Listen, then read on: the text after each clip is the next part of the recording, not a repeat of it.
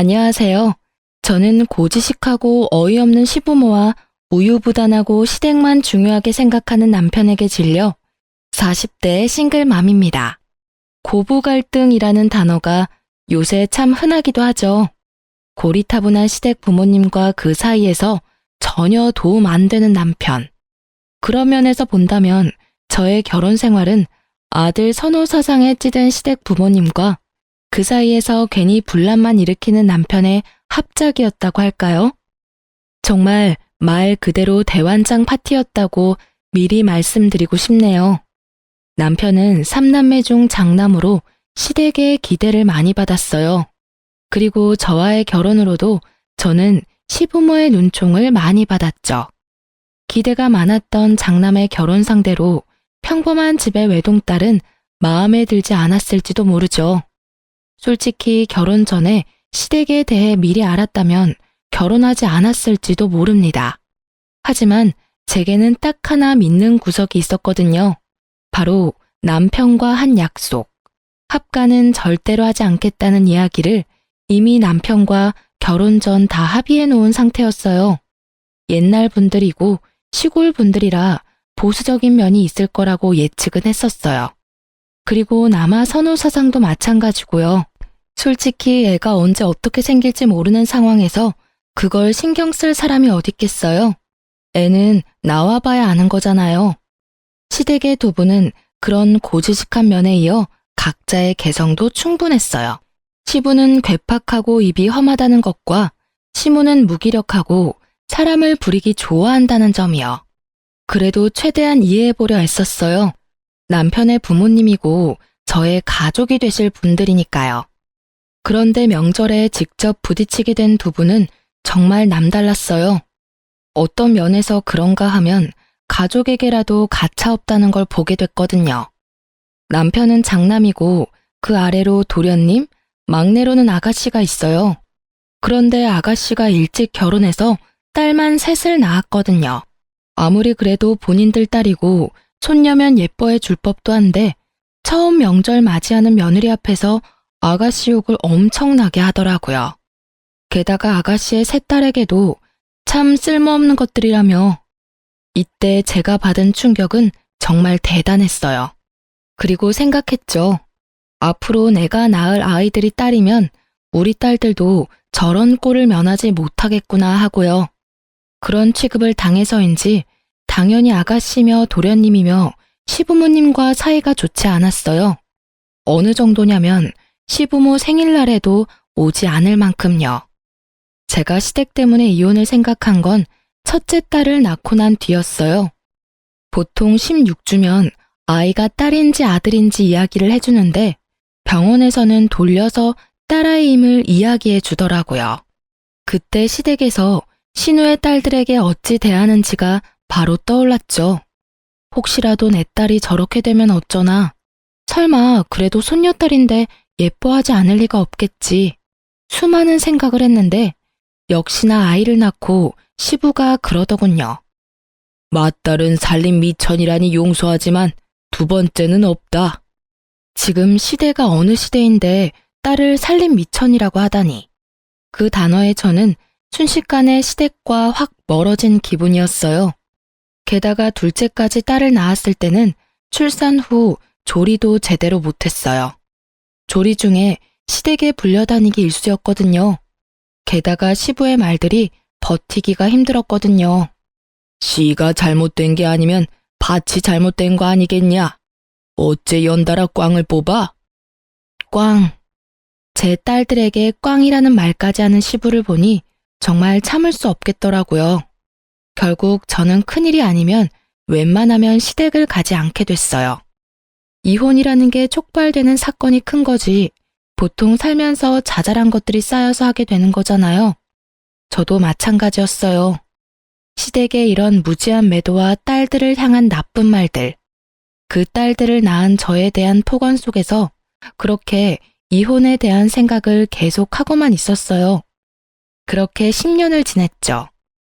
첫째 아이가 학교에 들어갈 무렵 저는 셋째를 임신했어요.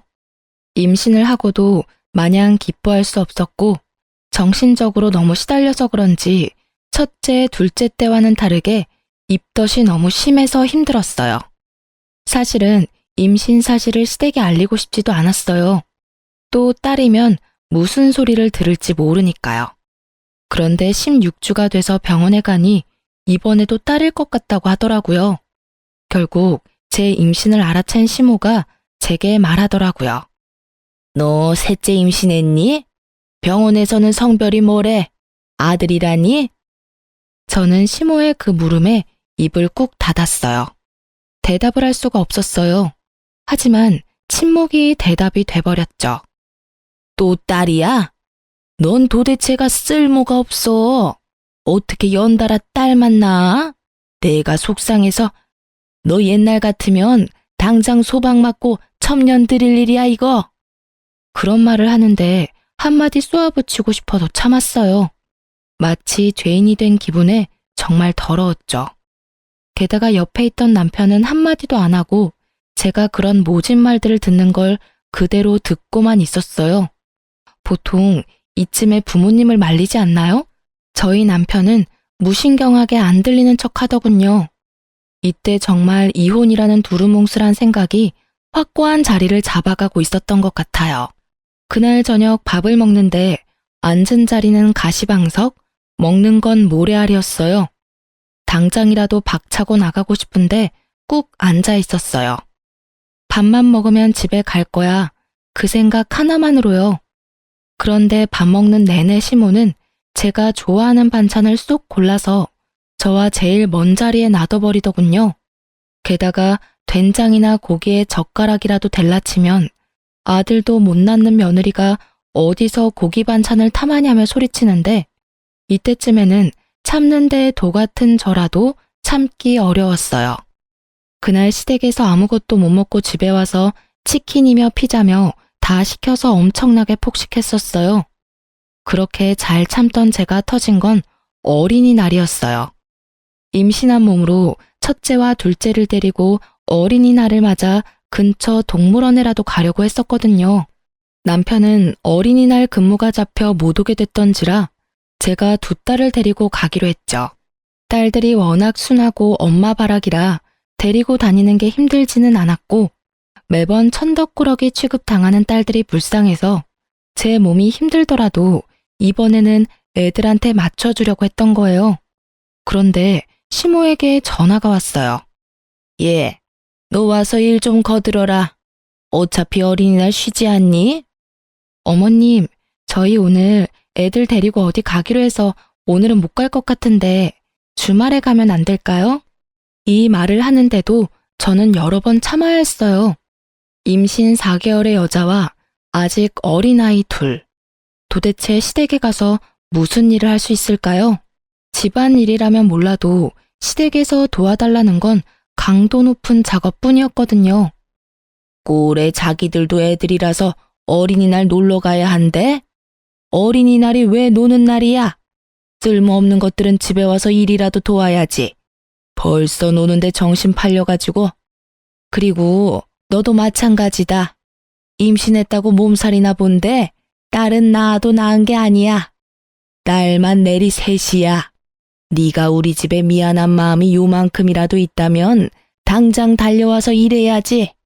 진짜 열받아 죽을 것 같은데 내내 저럴 것 같아서 결국은 애들을 친정에 맡기고 시댁에 갔어요. 시모 하는 말이 더 웃겼죠. 거추장스러운 애들은 버리고 왔냐고요.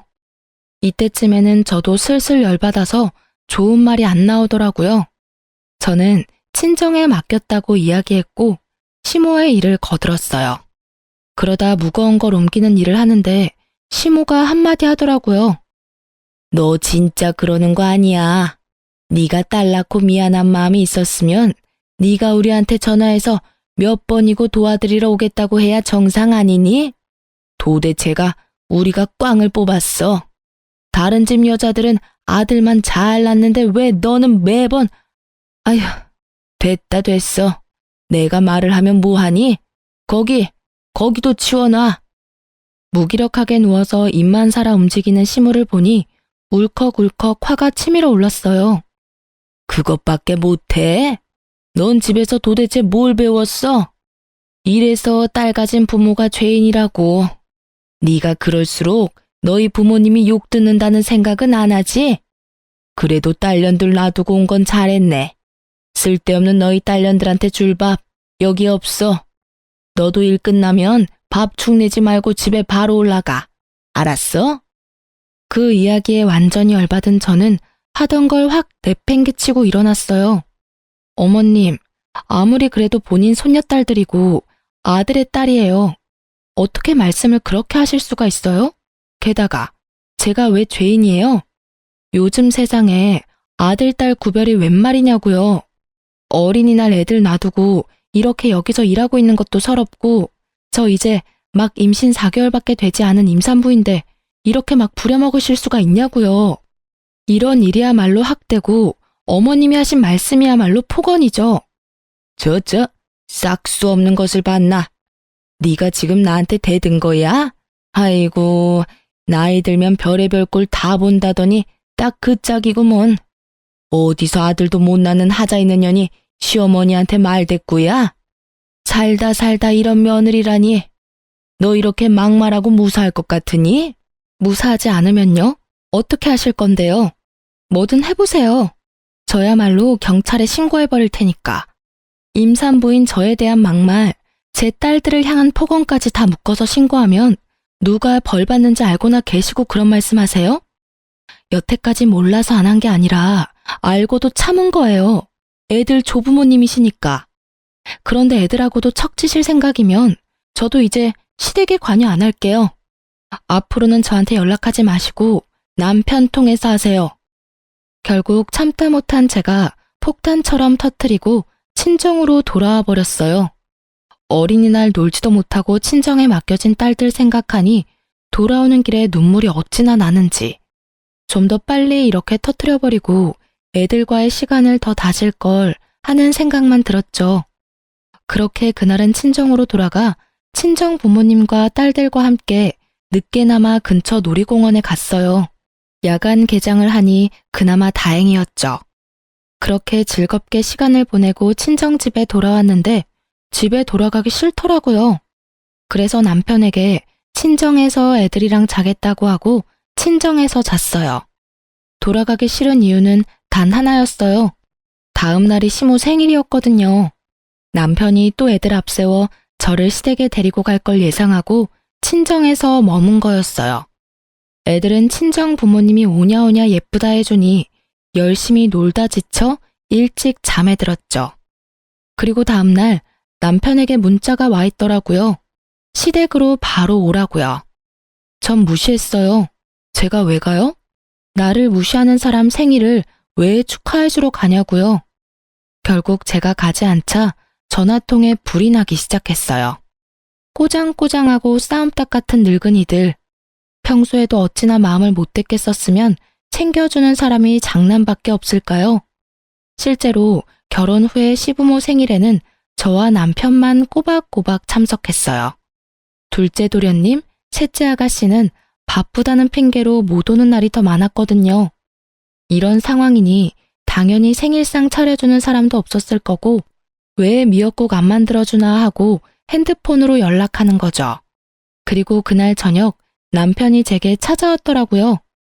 당신 도대체 왜 전화를 안 받아? 오늘 엄마 생일인 거 잊어버렸어? 아니, 알고 있었는데. 근데 안 간 거야. 혹시 어제 엄마랑 싸운 것 때문에 그래? 그런 거면 당신이 좀 이해해 줬어야지. 옛날 분이시잖아. 당신한테 그런 말 하는 거 하루 이틀 일도 아니고. 그냥 참고 넘어가면 되는데 왜 긁어 부스럼을 만들어? 나만 갖고 그러면 이해해. 근데 당신은 당신 딸들도 똑같이 쓸모없는 취급 당하는데 그러면 참고만 있어? 난 그렇게 못해. 그리고 어제 어린이날이었지? 당신 없이 4개월 된 임산부 혼자서 애 둘 데리고 놀러 가는 거면 당연히 시댁에서도 이해해줘야 하는 거 아니야? 왜 우리 딸들은 어린이날에 제대로 놀지도 못하는 건데 그것도 당신 엄마 때문에. 여태껏 당신이 중간에서 중재 안 해줘도 나 혼자 여태 잘 참았어. 근데 남은 게 뭐야? 우리 애들 그리고 나 쓸모없다는 꼬리표만 잔뜩 달았지? 아주 좋겠어. 마누라며 딸이며 모욕적인 말 다 듣게 만들어 놓고 혼자만 쏙 빠지는 아빠라서. 제 말에 남편이 한숨을 푹 쉬더라고요. 한숨 쉬지 마. 지금 여기서 한숨 쉴 사람이 누군데 당신이 한숨을 쉬어? 난 내 딸 그따위 취급밖에 안 하는 사람들 부모로 인정 못해. 그러니까 시댁 부모님 모시고 싶으면 자기 혼자 모셔. 나 이제 앞으로 행사 있어도 안 갈 테니까. 결국 제 입에서 그 말이 나오고서야 남편이 사과하더군요. 미안해. 앞으로 내가 중간에서 잘 해볼게. 나도 우리 딸들 소중해. 그러니까 오늘은 집에 돌아와. 남편이 뒤로 보이는 친정엄마, 아빠에게 고개를 꾸벅 숙였어요. 장인어른, 장모님, 죄송합니다. 저희 집 사정 때문에 이렇게 힘들게 해드려서. 아니, 우리는 손주들이랑 시간 보내서 좋았네. 바쁘면 우리한테 애들 맡겨도 되니 걱정 말게. 결국 남편 말에 저는 아이들과 집으로 돌아왔어요. 일단 남편의 곁에 돌아오긴 했지만 시댁과의 골은 더 깊어졌죠. 솔직히 아무래도 상관없었어요. 이제 상관 안 하기로 했으니까요. 그런데 살다 보니 가족이라는 이름만으로 엮이게 되는 일이 있더라고요. 그건 호적을 파지 않는 이상 따라오게 되어 있으니까요.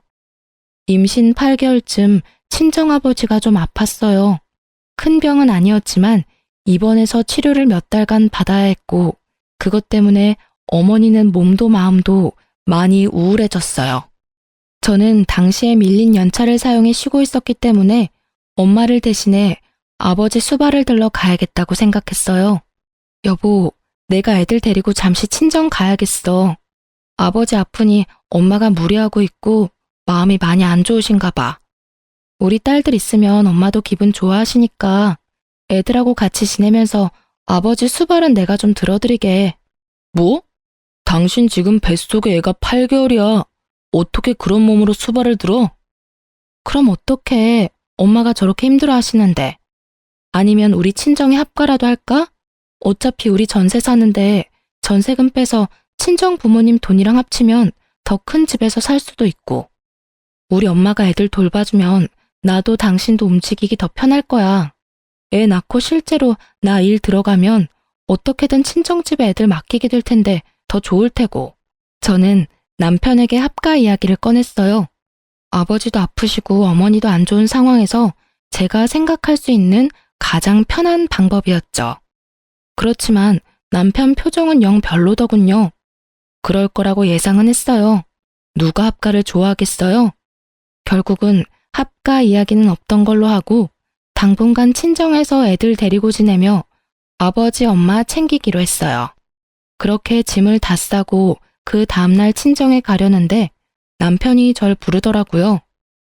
혹시 우리 집이랑 합가할 생각은 없어? 합가하면 유산을 지금 당장 물려주시겠다고 하시는데. 난 유산 필요 없어. 그러니까 합가 안 해. 나랑 시댁 상황 알잖아. 그걸 알면서도 나한테 합가하자는 말이 나와? 그리고 지금 우리 아버지 아파. 솔직히 시댁 부모님이 아파. 그렇다고 우리 부모님이 젊어? 그것도 아니잖아. 혹시 내가 친정이랑 합가하자고 이야기했다고 시댁에 전화해서 모시겠다고 한 건 아니지? 그런 건 아니야. 그냥 우리도 이제 목돈도 좀 만질 때도 됐고 애 태어나면 돈 들 것도 많은데 어떤 식으로든 도움을 받으면 좋잖아. 돈은 내가 벌 거야.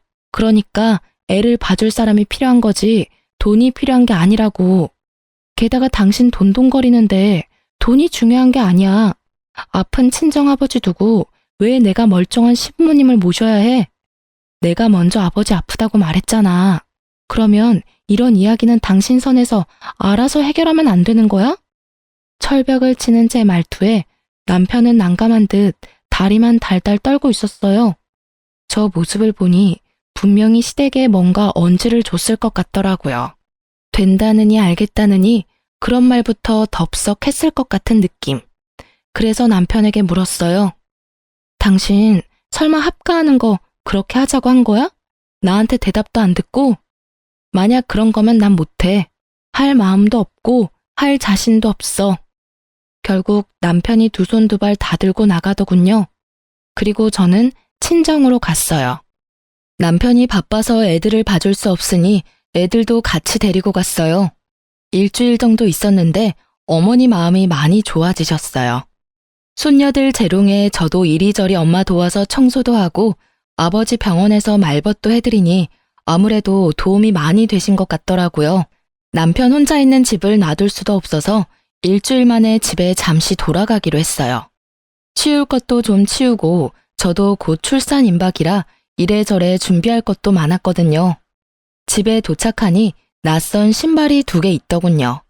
그렇지만 그 낯선 신발의 주인은 추측 가능했어요. 설마 하는 마음으로 거실로 들어서니 시모와 시부가 있더라고요. 물론 남편도요.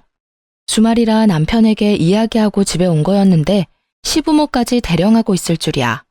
시모는 저번에 그 일로 저와 싸우고 처음으로 만난 건데 눈에 쌍심지를 켜고 저를 쳐다보며 제게 다가오더라고요. 너 출가 외인이 친정집에 가서 병수발하는 거 아니다. 아주 당당하게 남편은 내팽개치고 친정 가서 편하게 있다 오나 본데 그러다가 네가 우리 집에서 쫓겨날 수도 있어. 그리고 네가 맏며느리인데 우리 수발은 네가 들어야 하는 거 아니니? 쓰잘데기 없는 자식 낳는다고 임산부 흉내내지 말고 집에서 수발이나 들다가 조용히 애나 낳고 와. 저번에 그 일은 내가 없던 일로 해주마. 미친 개한테 물린 거라고 생각하면 못할 것도 없지. 마음 같아선 얼굴 꼴도 보기 싫지만. 그 말을 듣는데 우라가 치밀어 오르더라고요. 만삭의 며느리한테 저런 말을 하고 싶기는 해요. 미친 개한테 물린 거라고 생각한다니 그 기대대로 미친 개처럼 굴기로 했어요. 요즘 시대가 어떤 시대인데 그런 말을 하세요? 그리고 누가 저더러 친정 가서 편하게 있다 온다고 해요? 저 아버지 병수발 들고 오는 길이에요. 제 아버지 제가 간병한다는데 왜 남의 집에서 이 난리들인지 모르겠네요. 그리고 그렇게 싫으시면 보지 마세요. 안 오시면 되잖아요. 왜 우리 집에 오셔서 괜히 저랑 얼굴 마주치시는데요? 아이고 기도 안 차서 저 말버릇 좀 봐. 어디서 어린 년이 시어미한테 기어오려고 들어? 여기가 어떻게 네 집이냐? 우리 아들 집이지. 이 집 전세금 반반씩 냈어요. 그러니까 제 집도 되죠. 그리고 기어오르는 게 아니라 바른 말 해드리는 거고요. 시모가 어이가 없다는 표정과 함께 말을 잇지 못하자 시부가 제게 말하더라고요. 너 합가하자는 거 반대했다며? 아들한테 다 들었다. 세상이 아무리 말세라도 어떻게 며느리가 돼서 시댁 합가를 반대해? 그리고 네가 뭔데 반대를 해? 우리 아들이 한다면 하는 거지. 네 허락 같은 거 맡을 필요가 어디 있어? 우리 아들이 착해서 너한테 이야기했나 본데 우리는 그런 거 필요 없다고 생각한다. 여기 들어와서 먹고 자면 그게 합가지. 너한테 허락받고 할 일이 아니야. 떡두꺼비 같은 손주 하나 낳아주지도 못하는 하자 있는 며느리 우리도 보고 싶지 않지. 그렇지만 네가 맏며느리니 네가 우리를 책임져야 옳지. 아주 옛날 고적의 이야기를 하는 시댁어른을 보니 이제 더는 안 되겠다는 생각이 들었어요. 시댁이랑 사이가 좋아도 합가는 고민스러운 문제인데 아예 들어와서 배째라 하고 누워버리겠다는 이야기를 아주 시원스레 하는 영감을 보니 정이 뚝 떨어져 버렸거든요. 그럼 들어오세요. 대신 그러면 저는 합가 반대했는데 시댁 모시게 됐으니 남편이랑 이혼할게요. 이혼 이야기가 떨어지자마자 거실이 조용해지더라고요. 여보, 그게 무슨 소리야? 갑자기 그런 말을. 홧김에라도 그런 말은 하는 거 아니야. 누가 홧김이래? 충분히 생각하고 고민한 결과야. 합가 분명히 나는 안 한다고 했어. 그런데 지금 봐. 밀고 들어와서 여기에 묵으시겠다잖아. 절이 싫으면 중이 떠나는 법이라고. 내가 나갈게. 대신 나도 내가 버틴 만큼 위자료 충분히 청구하고 재산 분할까지 싹 다 해갈 거야. 너무도 구체적인 제 말에 남편이 할 말을 잃었더라고요. 농담이라고 생각했나 본데 지금 농담할 정신이 어딨어요? 괴팍한 노인네랑 남아 선호사상에 찌든 노파를 같이 모시라고요? 딸만 둘인 집에서? 절대 그렇게 둘 순 없었죠. 결국 저는 강경수단을 취했고 시부가 갑자기 저한테 소리를 지르더라고요. 어디서 이런 년이 튀어나와서는 네가 우리 아들 인생에 오점을 남기겠다는 거야? 이 망할 년이 어디서 시어른들이 보는 앞에서 이혼을 운운해? 그래, 네가 이혼하겠다고 하면 여기 있는 사람이 무서워라도 할 줄 알아? 어디 수발 들기 싫어가지고 잔머리를 쓰는 거야? 잔머리 아니고 제 진심이에요. 합가하실 거면 이혼할 겁니다.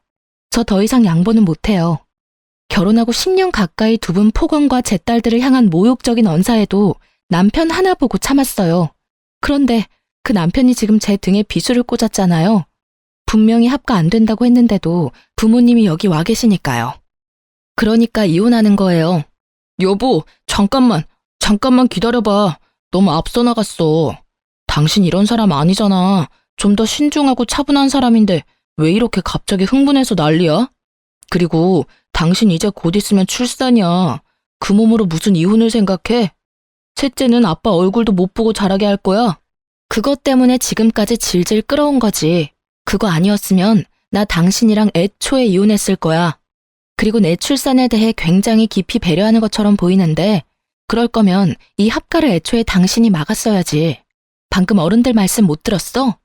딱 봐도 딸 낳은 나한테 몸조리고 뭐고 시집살이부터 시키실 것처럼 보이잖아. 당신 눈에 그게 안 보인다면 당신이 날 조금도 생각하지 않는다는 게 되겠지. 그러니까 내가 출산을 원활히 하길 바란다면 차라리 그냥 여기서 이혼해줘. 나는 저기 계시는 두 분은 절대 수발 들면 못 사니까. 야, 너 뭐가 그렇게 잘나서 남편을 잡아? 오냐, 이혼하면 누가 무서울 것 같아? 이혼해. 우리도 너 필요 없어. 어디 아들도 못 낳는 물건 주제에 우리도 아들 낳은 다른 여자 데리고 와서 대 이으면 돼. 너 같은 거 집 나간다고 해서 눈썹이라도 하나 꿈쩍할 줄 알았어? 그 꼴로 이혼하고 어련히 잘 살겠다. 나중에 가서 후회해도 소용없어. 쓸모없는 건 시아버지 수발이라도 들게 하려고 했더니만. 그래, 가. 네 얼굴 안 보는 게 차라리 속 편하겠다. 시모의 악에 바친 소리에 저는 남편에게 눈빛을 보냈죠. 봤냐? 남편이 슬그머니 제 눈을 피하더군요. 나는 이런 사람들 있는 데서 딸 키우고 싶지 않아. 딱 봐도 딸 교육에 무조건 안 좋을 거라는 거 보이잖아. 근데 왜 넌 자꾸만 나를 이혼이라는 선택을 하게 만들어? 그러니까 이혼해. 우리 애들 양육권하고 친권은 내가 가져갈 거니까 양육비 낼 준비나 하고. 지금 이 집 나가면 당장 변호사 찾아갈 거야. 여보, 제발, 이게 무슨 일이야? 아니, 합가하자고 이야기 한 번 했다고 이혼이 어디 있어? 그리고 딸들은 또 무슨 죄야? 우리 이혼 때문에 끌려다닐 애들이 불쌍하지도 않아? 네가 언제부터 딸 생각했다고 그래? 딸 생각을 했으면 딸들이 당신 부모님들한테 부조리하게 매번 욕 얻어먹을 때 지켜주기라도 했었어야지. 그저 아무것도 안 들리고 보이지 않는 사람처럼 굴 때는 언제고. 그리고 합가 이야기 한 번에 내가 이혼하겠어? 여기 봐, 당신 부모님들. 아예 그 이야기 기정사실로 만들려고 우리 집에 떡하니 와 계시잖아. 그리고 내가 말했지, 아버지 아프다고.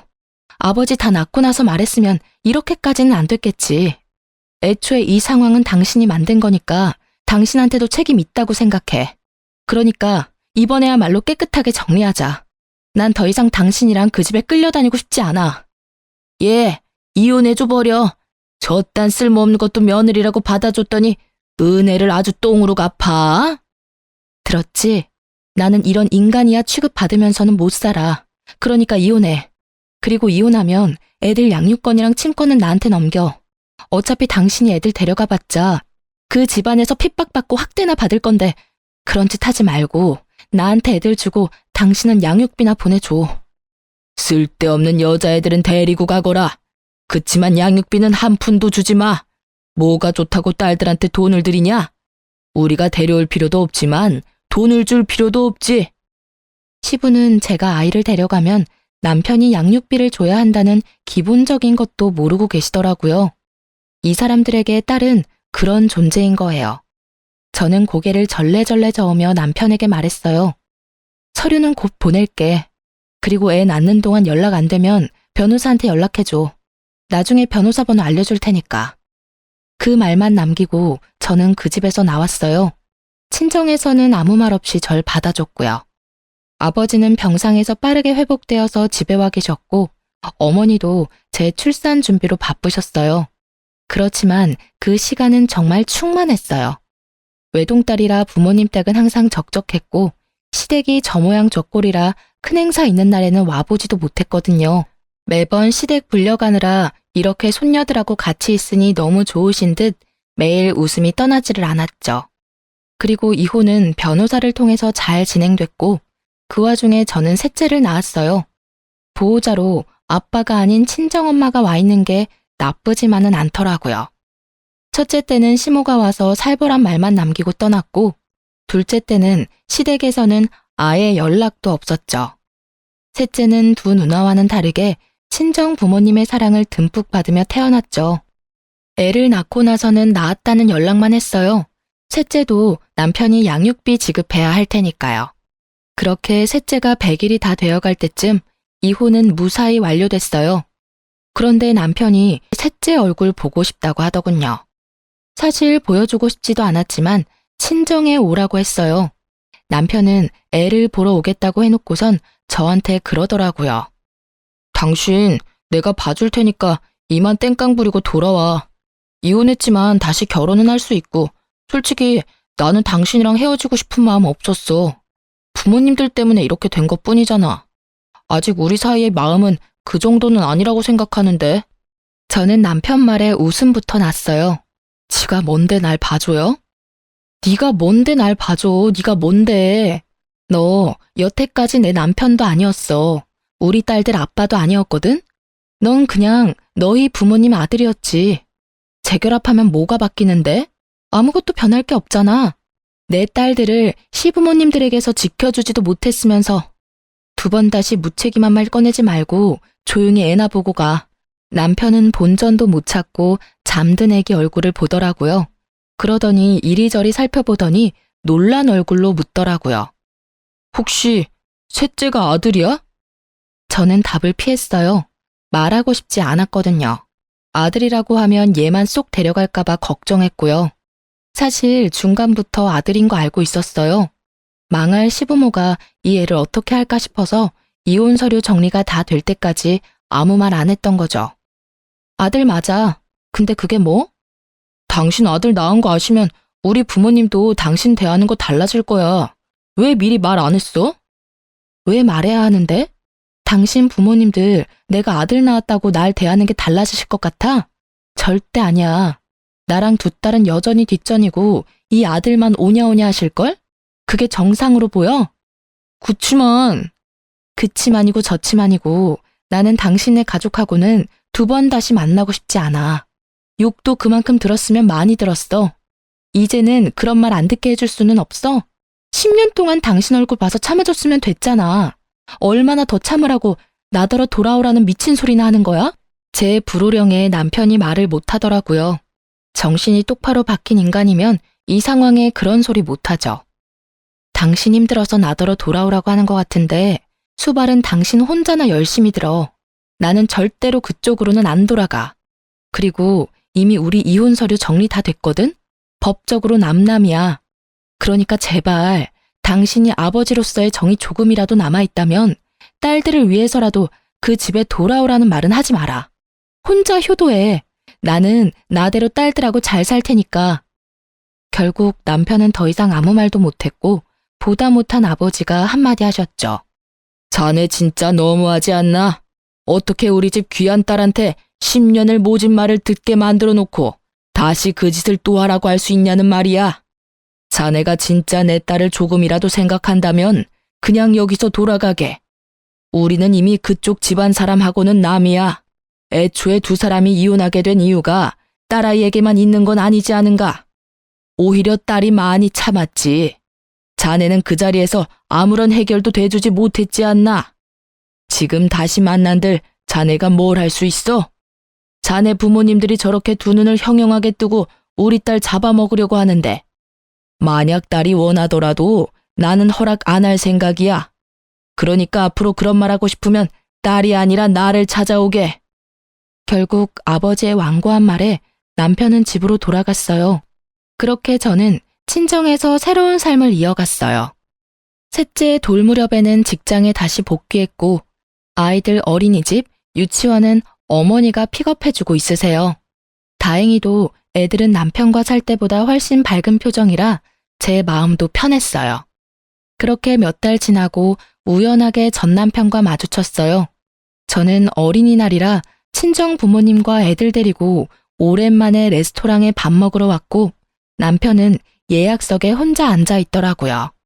그 푸짐하던 인상이 완전 날카롭게 변해 있더라고요. 제가 간섭할 바는 아니지만 신경은 쓰였죠. 애들은 잘 지내?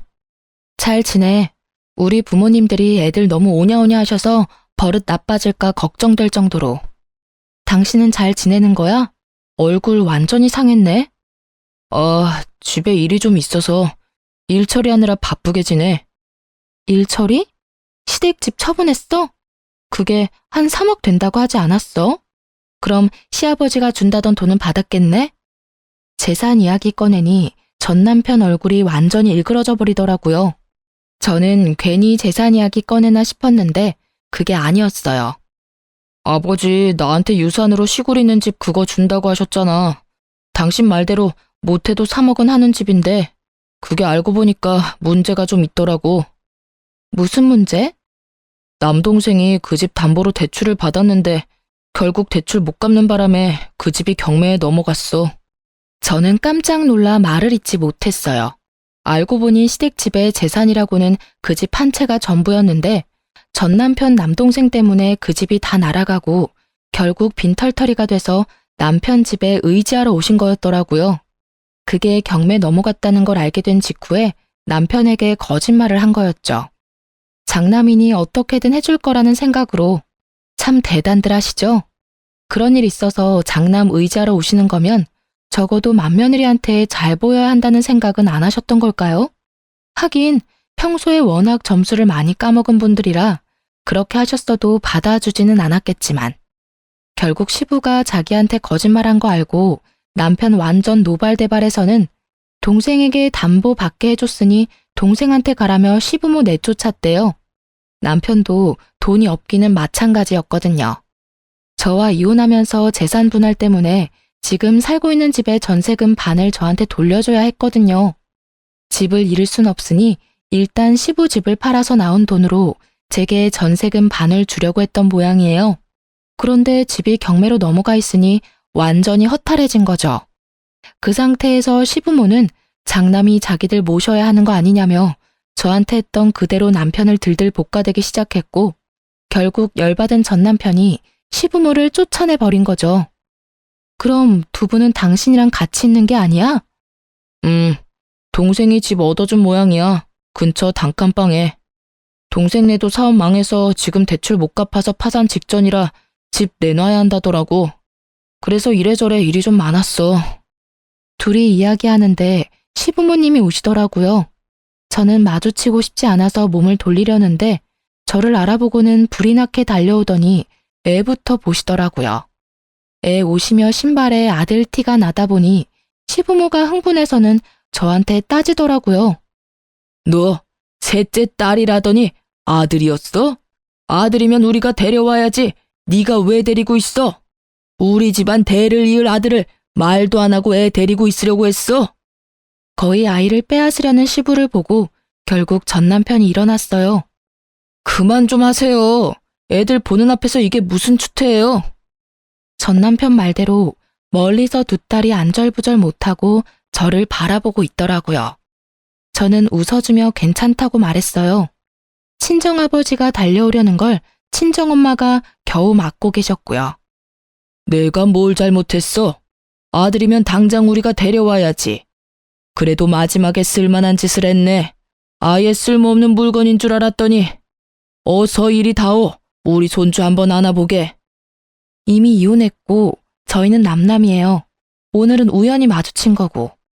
남편은 이미 셋째에 대한 친권도 양육권도 다 그때 포기했어요. 그러니까 애한테 손대지 마세요. 저는 아기띠에 매달린 아이를 감싸고 시부모를 쏘아봤어요. 네가 그런다고 우리 핏줄이 남의 핏줄이 될 것 같으냐? 쓸데없이 힘 빼지 말고 손주나 내놔어요. 아버지, 또 이러시면 다음부터는 생신이라도 안 올 거예요. 그리고 친권 양육권 포기한 건 우리라서 애 마음대로 못 데려와요. 두 분 다 원하셨잖아요. 그건 딸인 줄 알아서 그렇지. 아들인데 왜 우리가 못 데려와? 법이 그렇다고요. 모르시면 가만히 계세요. 둘째 때문에 그렇게 당하고도 또 이렇게 경거망동하실 거예요. 앞으로 저도 안 보고 싶으신 거냐고요. 애 엄마랑 아들한테 손대시면 저랑 두 번 다시 못 보실 거예요. 결국 전 남편의 말에 시부모는 그제야 얌전해지더군요. 아들이 무섭긴 한가 봐요. 옛날 같으면 당장 손가락질에 노성이 튀어나올 법한데 그러지도 못하고 눈치만 보고 있으니. 미안해. 두 분이 또 흥분하셔서. 잘 먹고 가라. 우리는 그냥 나가야겠어. 됐어. 여기 예약했잖아. 우리가 나갈게. 우리는 아직 자리에도 앉질 않았으니까. 저는 친정 부모님과 애들을 데리고 나갔어요. 애들은 저한테 왜 무서운 할아버지 할머니 여기 있냐고 경직되어 있었어요. 정말 우연히 만난 거고 다음에는 만날 일 없을 거라고 말해주자 애들이 좀 진정이 되더라고요. 그 뒤로는 시댁 식구나 전 남편을 만난 적 없어요. 그래도 양육비는 꼬박꼬박 들어오니 살아있기는 한가 보다 하고 지내죠. 이혼 후에 저는 많은 것들이 변했어요. 친정에 완전히 정착하기로 했어요. 부모님이 늙으면 제가 수발을 들어야 할 상황이 올지도 모르지만 그 전에 아이들이 독립하기를 바라며 열심히 키우는 중이랍니다. 그리고 친정 아버지는 집 명의를 제 앞으로 돌려주셨어요. 저는 어차피 두 분 돌아가시면 상속될 거고 미리 바꾸지 말라고 했지만 아버지는 완고하게 제 이름으로 해주셨어요.